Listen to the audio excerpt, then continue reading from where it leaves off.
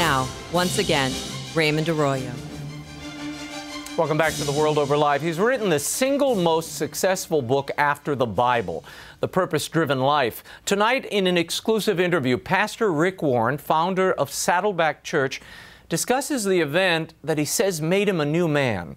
It has also given him a new message of hope for those grieving or in pain. And for the first time, Bishop Kevin Vann of the Catholic Diocese of Orange and Rick Warren sponsored a conference together on the church and mental illness.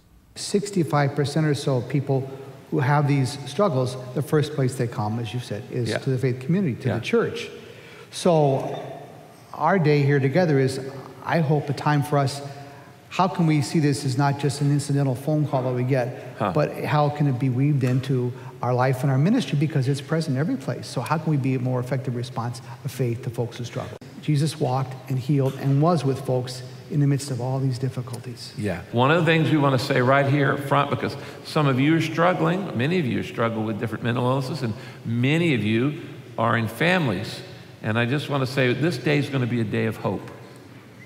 This day is going to be a day of hope, and you're going to be glad you came here. You're going to leave encouraged, because that's what we're going to do. We're going to help you. It's one of our goals. And it's a day of hope because we're in solidarity together in this common mission and purpose, and bring the light of our faith to all these struggles. Yeah. For Rick Warren, this mission is personal. A year ago, Rick and Kay Warren's son, Matthew, committed suicide. The tragedy has given new impetus to Warren's ministry and message. Your son, Matthew, took his life. He did. And it has really renewed your focus on caring for those with mental illness, depression, suicidal thoughts. Tell me what you and Kay did when Matthew came to you, and he came repeatedly, and he said things like, and I'm quoting you, why can't I just die and end the pain? Right, right. Well, in that particular case, he said, Dad, I love the Lord. I know I'm going to heaven. Why do I have to stay here on earth and go through this pain? He said, it's real clear I'm not going to be healed. The doctors and the medicines aren't working. Matthew struggled from babyhood with mental illness. And we watched for 27 years. He had a tortured mind and a tender heart. Wonderful. Man, I just heard a story today about where he worked. He was working at a warehouse, and a woman posted this on Kay's Facebook today.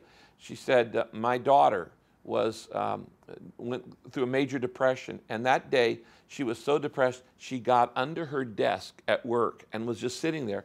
Matthew walked over and sat down under the desk with her for over an hour. This is incarnational love.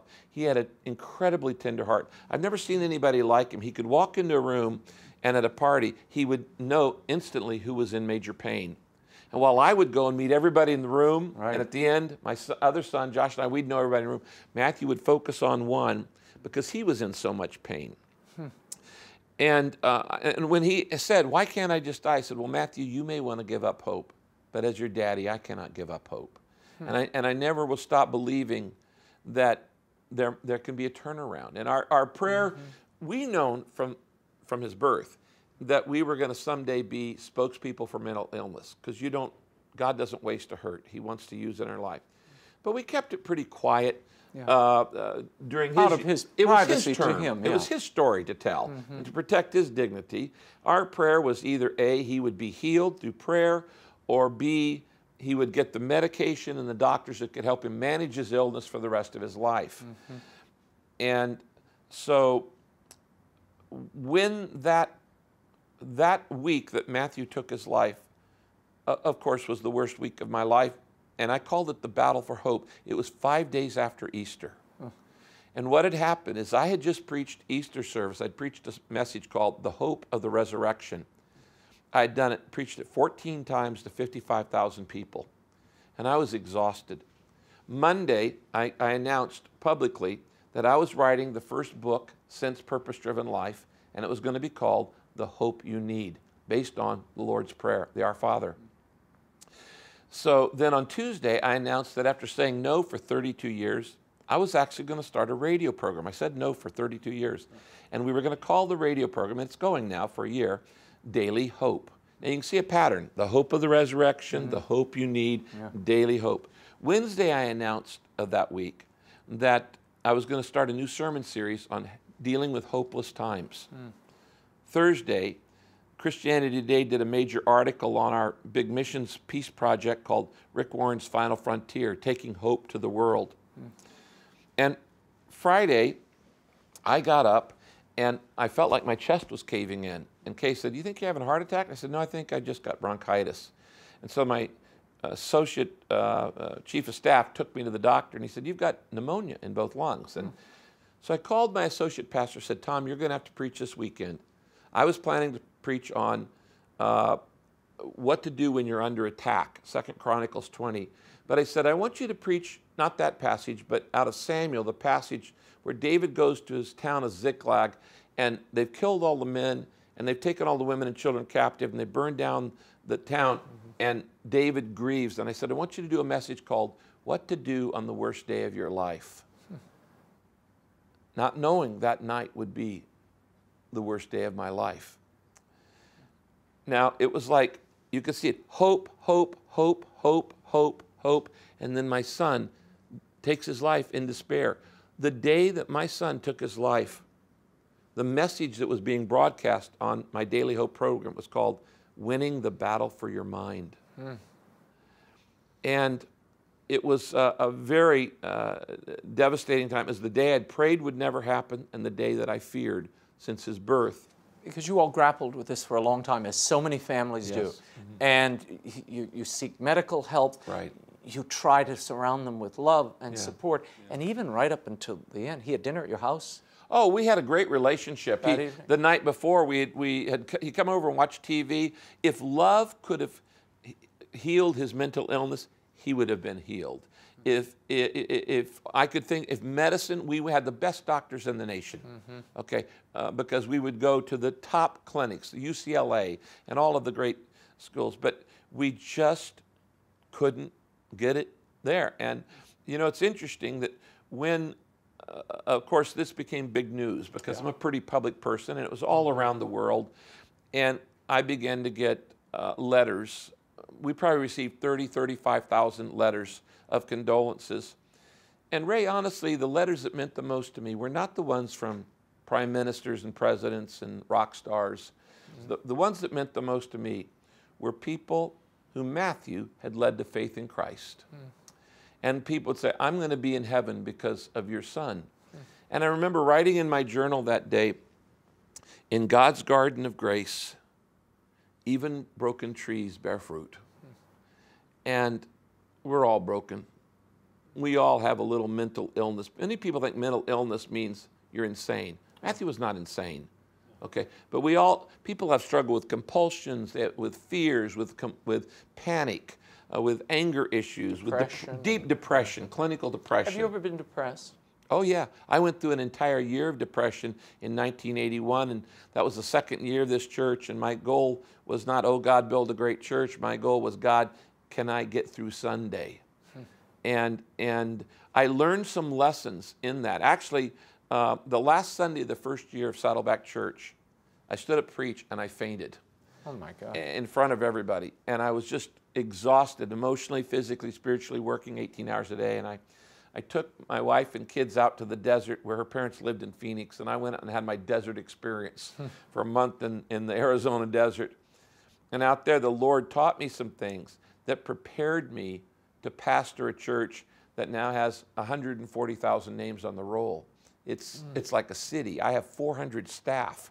We have campuses in Hong Kong and Berlin and Manila. I could not have done that without the lessons that I learned through that year of being under the cloud.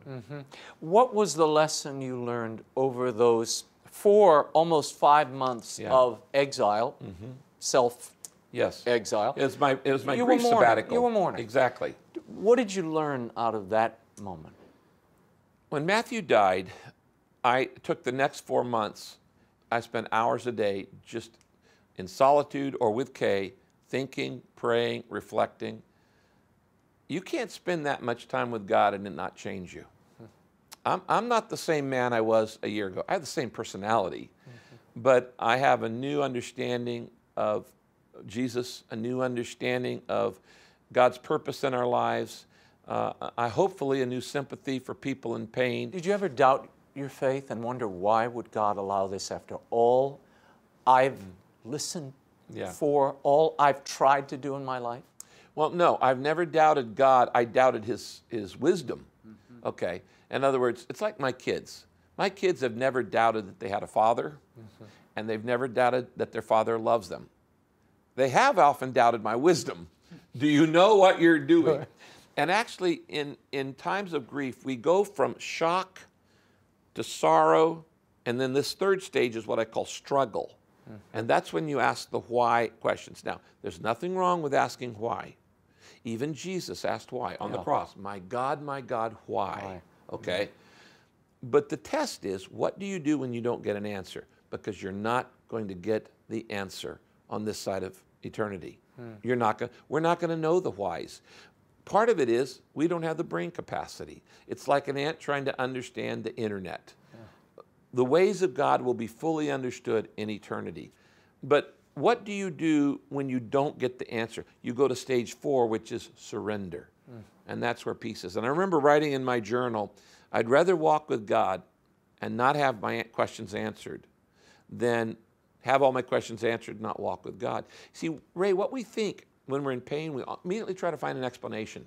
Get out of it. Yeah, but explanations don't satisfy. Explanations don't comfort. If my wife were to drop dead tomorrow and I knew why she died, it wouldn't make it any less painful. So explanations don't, we waste too much time. What gives us comfort is the presence of God, the Holy Spirit indwelling in our lives. That's what comforts us, not the explanations. 48% of evangelicals in a poll said that prayer and reading the Bible alone could cure and should cure mental illness. Yeah, I saw that statistic. I don't agree with it. And those were probably by people who don't have a mentally ill person in their family. Okay, that would be somebody who would expect, you know, it's easier to make quick decisions from a distance. And that's really part of a matter of explanation and education. And that's part of what Kay and I intend to do. Tell me about this gathering on mental health in the church. This is a collaboration between you and Bishop Vann here in the Orange Diocese. Diocese of Orange, yeah. First time you all have done anything together. Yeah, when Bishop Vann, Bishop Todd retired and Kevin Vann came from Fort Worth, Cardinal Dolan called me and said, this is a good guy. And I knew he was I had done my seminary in Fort Worth. And so I went to his installation as bishop, and we became dear friends, and we actually became prayer partners. The Warrens' tragedy brought these prayer partners even closer. Bishop Kevin Vann.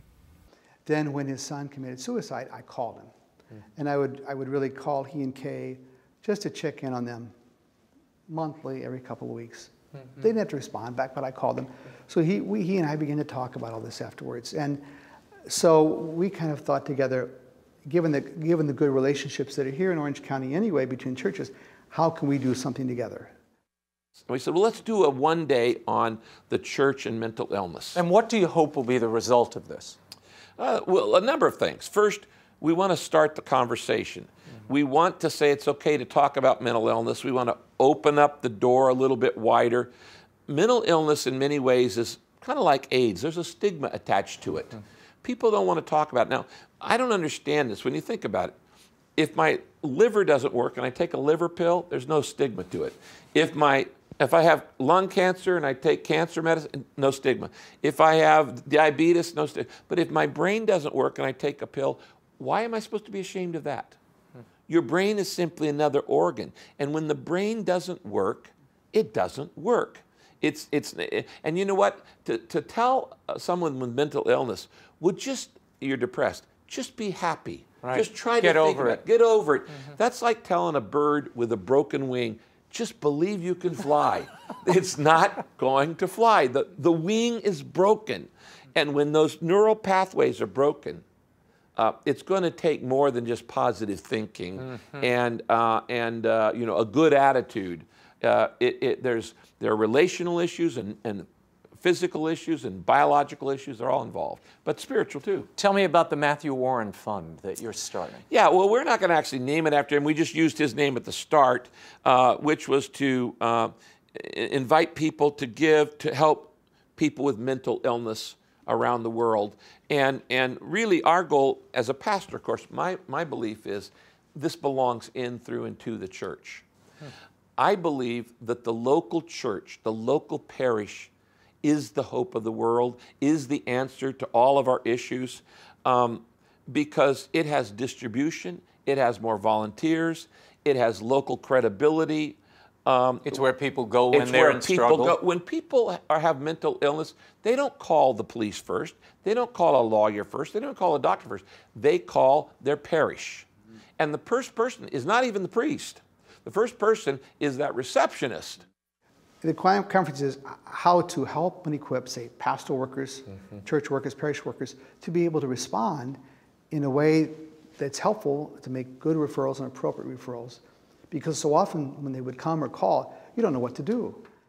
And so we want to train church leaders first how to do triage on mental illness. First responders, exactly. We want to remove the stigma. We want to share resources. We want to begin the conversation to say, look, this is not anything new. There's a biblical reason, and there is a historical reason, there's a practical reason for this. First, biblically, Jesus cared about the sick. The Bible tells us Jesus went into every village preaching, teaching, and healing. Okay, so 1/3 of his ministry is health care. So the audacity of the government trying to tell us how to do health care. Are you kidding me? The church has been in the healthcare business 2,000 years longer than any government, all right? The church invented the hospital. Yeah. Most people don't know that. That's true. We invented it. And you go to any country, the first school and the first hospital are always started by missionaries, Christian missionaries, who are doing it because of our teacher, healer, savior, Jesus. So this is not like something we're inventing. The church has been doing this for 2,000 years. So Jesus did it. Historically, Christians have done it. And then practically, it's the place people go to first. I want to thank Rick Warren and Bishop Kevin Vann for being so generous with their time. Be sure to tune in next week for part 2 of my exclusive interview with Rick Warren, where he discusses why the Vatican has been investigating his church.